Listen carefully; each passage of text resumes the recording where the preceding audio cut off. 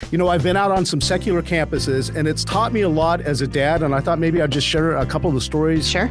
Just because I think they relate actually to us as homeschooling parents. The first one was in San Diego. We used to live in San Diego, and I'd wait till Time magazine came out with those ugly old ape men on the cover. Do you know what I'm talking about? Every few months, they've always got an ugly ape man on the cover, right? So I would grab one of those, and I would go down to the secular high school, and if this was where the border of the school was, I would stand just right there, and I would call out to the kids with that magazine, and I'd go, "Hey, is this your great-great-granddad?" And it was amazing. I would instantly have probably about 15 or 20 students standing around me. And of course, the yard duty teacher would come over and go, "Hey, you can't do this on this." And I'd go, "Look where my feet are. I'm not quite on the campus." But so the first lesson I learned was that they were ready to talk about it. The students wanted to know if they were created or if they had evolved. Now, they didn't know which one I was at the moment. I didn't reveal that to them at first. And so the first question I asked them is I said, "How many of you believe that you evolved?" Here's what I saw, Yvette. A bunch of, just a few hands go up loud and proud. They believe that they evolved. Mm-hmm.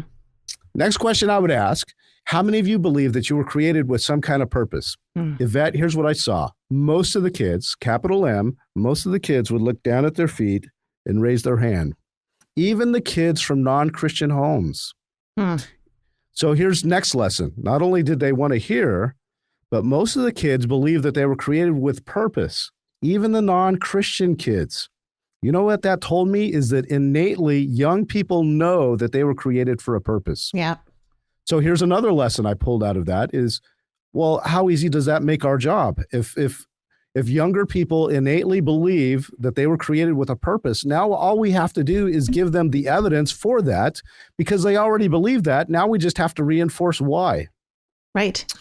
Yeah. So I guess that's kind of the lesson I learned from that was that young people know that there's purpose in life. Mm-hmm. They know that they were created by somebody. It's not till later on that that's beat out of them a little bit. Right. Just like young kids know that boys are boys and girls are girls. Yes. I mean, little boys go around shooting guns and, playing army man. As a matter of fact, it was so funny. We were having this funny conversation with my father-in-law the other day, and he said, and when he was a little boy, he wanted to grow up to be a fire truck, because why wouldn't he? He's a little boy. And, right. After a while, he realized that that's not possible. And I said, well, hey, maybe that could be gender number 79. Oh, no. But, boys have this innate, knowledge that, yes, they are boys and they're supposed to shoot things up and they're supposed to wrestle and they're supposed to fight. And then, little girls have this desire to nurture and to play dolls, for the most part. I mean, that's just how God created them. And like you said, it's once they go into the secular world and they're told, wait a minute, no, that's not really true. You can choose your gender.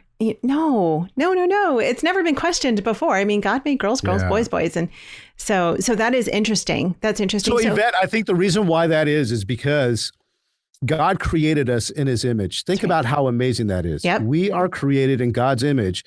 And I think that that's got to be one of the number one lies that the enemy does not like. He does not like the fact that God created humans in his image. And so he's out to destroy, made in his image, made male and female, right? Those are under attack. And I think that's because Satan hates the fact that we were created in God's image.